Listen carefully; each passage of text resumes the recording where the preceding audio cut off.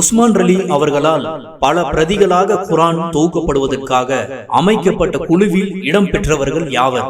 நபி ஸல்லல்லாஹு அலைஹி வஸல்லம் அவர்களின் காலத்தில் தோள் பட்டைகளிலும் மரப்பட்டைகளிலும் எலும்புகளிலும் வெண்மையான கல் பலகைகளிலும் குர்ஆன் எழுதி வைத்து பாதுகாக்கப்பட்ட குர்ஆனை அபூபக்கர் ரலி அவர்களின் ஆட்சி காலத்தில் எழுத்து வடிவில் முழுமையான குர்ஆனாக அமைப்பதற்காக பொறுப்பேற்ற ஸைத் பின் ஷாஃபித் ரலி அவர்களே உஸ்மான் ரலி அவர்களின் ஆட்சி காலத்திலும் பல பிரதிகளாக குர்ஆன் தொகுக்கப்படுவதற்காக அமைக்கப்பட்ட குழுவில் தலைமை வகித்தார்கள்.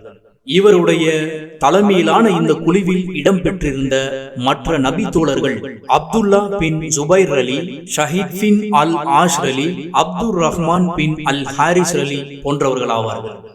குர்ஆனின் தாய் என நபி ஸல்லல்லாஹு அலைஹி வஸல்லம் அவர்களால் பெயரிடப்பட்ட சூரா எது? அல் ஃபாத்தியா.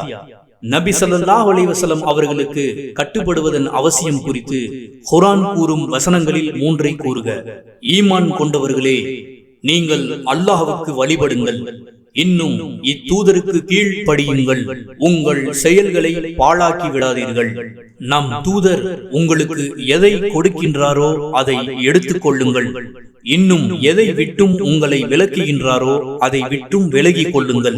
நபியே, நீர் கூறும், நீங்கள் அல்லாஹ்வை நேசிப்பீர்களானால் என்னை பின்பற்றுங்கள், அல்லாஹ் உங்களை நேசிப்பான், உங்கள் பாவங்களை உங்களுக்காக மன்னிப்பான், மேலும் அல்லாஹ் மன்னிப்பவனாகவும் மிக்க கருணையுடையவனாகவும் இருக்கின்றான்.